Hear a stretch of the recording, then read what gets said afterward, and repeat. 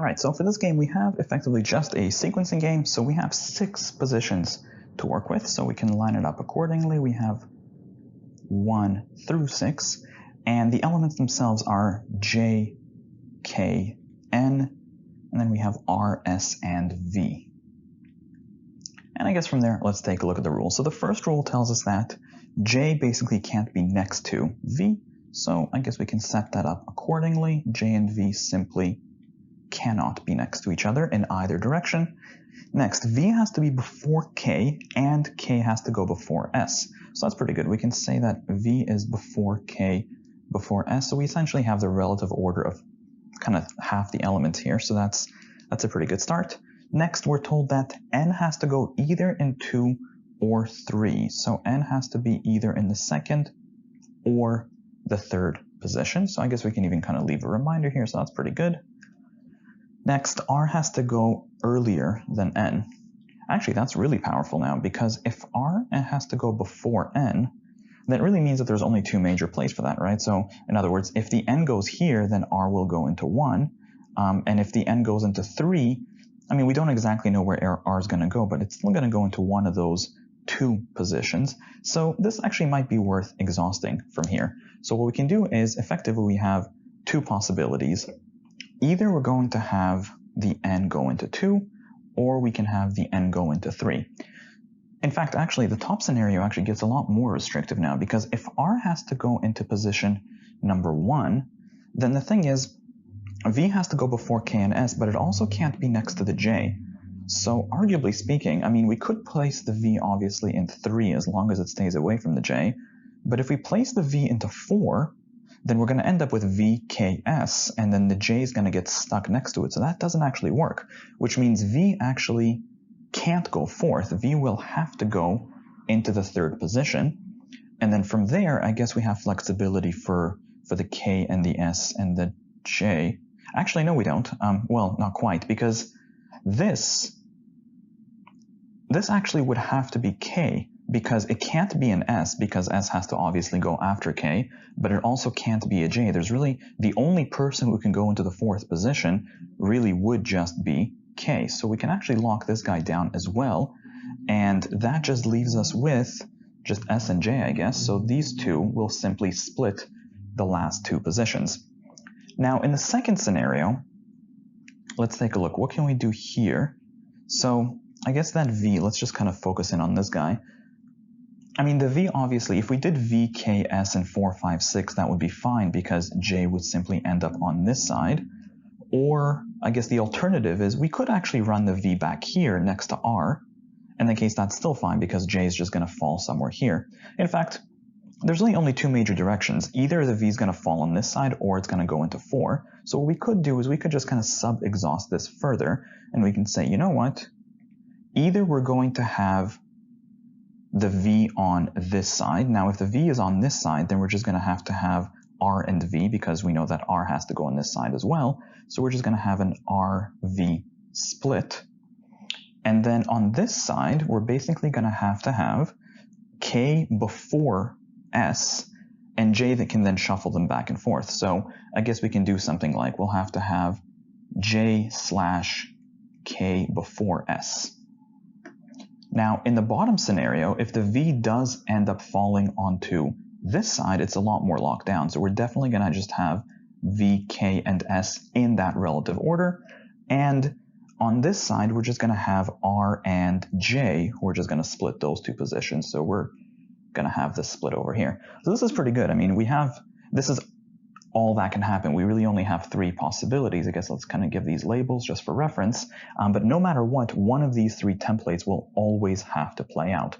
Let's take a look and see what we can do with the rest of this. So the questions. Number 7 is a global question. Normally you would do the first question no matter what. In fact, since we have such a well fleshed out exhaustion, we may as well kind of just do all the questions in order here. So number 7 says, the earliest that K can go is where? So what is K's earliest position? Well, we can take a look at our exhaustions. Here we have K in 4. Here K could have gone in 4 as well. And here K is later, which means that 4 looks to be K's earliest position. Best answer to question number 7 is D. Next, number 7. The J cannot be in which position? Well, I guess we can take a look and see it where J could have gone. So here, J could have gone into either positions 5 or 6. So we can cross off 5 and 6. That's answer choice E. Now, in this scenario, J really could have shuffled all 3. It could have gone 4, 5, or 6, which means that we can cross off the 4 as well. That gets rid of D. And in this scenario, J could have gone into 1 or 2, which means we can get rid of answer choices A and B. And that just leaves us with answer choice C, the 3rd position. And actually, yeah, you'll notice that in every single scenario, J is never 3rd. So the best answer to question number 8 is answer choice C. Next, question number 9. The K must be the 4th painting auctioned if which of the following is true. Now note, this isn't asking what would happen if K was 4th, rather it's asking what would force K to go 4th. So we kind of have to go the other way around. So answer choice A, if J goes 5th, would that force K to go 4th? Well, let's take a look. If J goes 5th, then we're certainly not going to be working in this 3rd scenario because this is certainly not J. Now, in the first scenario, if the J was to go 5th, then yes, K would definitely go 4th.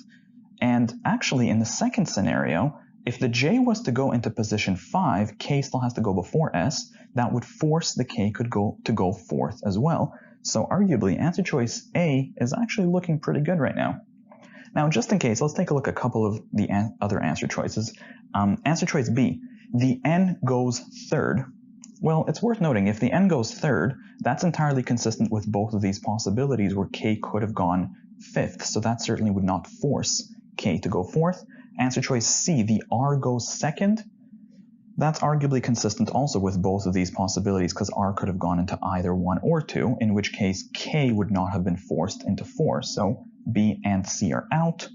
Next, V is 1st. That would have been consistent with this scenario over here. But in this scenario, it's worth noting that K could have gone 4th or 5th. That would not have forced the K to go 4th, so that gets rid of D. And lastly, V is 2nd. Same thing, V could have gone 1st or 2nd here, and it would not have affected the K. So K would have been able to go into 4 or 5. It would not have forced the K to go into 4. So the best answer to question number 9 then is A. Next, question number 10. How many of the paintings are there that could be the one auctioned 5th? Well, let's take a look. In this scenario, we could have had either S or J go 5th. In this scenario, we also could have had the K go 5th. And in this scenario, it's just K, which means it looks like just 3. The only people that could go 5th are S, J, and K. Best answer is C to number 10. Next, number 11.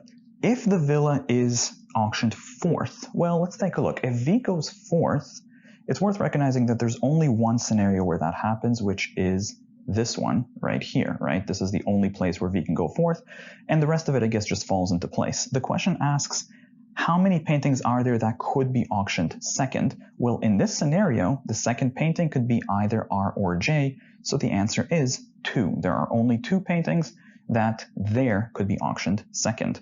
Next, number 12. If S is earlier than J. Now, if S is earlier than J, that certainly would lock out this scenario. This would not work, but that would still be consistent with both scenarios A and B. I guess what would have to happen there, I mean, we already know that K is before S, so what would happen is basically in both of those scenarios, we'll have to have K before S, and according to question 12, S before J. So essentially, I guess these would be the 3 elements in positions 4, 5, and 6, respectively. So the question itself now asks, which of the following now must be true? Answer choice A, the first painting would be R. Now, in this scenario, the first painting would be R, but it wouldn't have to be the first one here, and both of these scenarios are viable right now. So A doesn't have to be true. Answer choice B, the second painting is R, same thing. In the second scenario, that doesn't have to be R. Next, answer choice C, the second painting is V, same problem. This could be a V, but it doesn't have to be a V. In fact, in the first scenario, it couldn't even be a V, so either way, C is out. Answer choice D, the third painting is N. And again, that could happen in the second scenario, but this is still consistent with the first scenario as well, so that doesn't have to be true. Answer choice E, the fourth painting is K, and yes, we said that in both of these scenarios, since we have to maintain K, S, J in their relative order, it would end up being that the K goes into the 4th position no matter what. In this scenario as well, we would have to adapt the J to go after the K and the S. So the best answer to question number 12 then is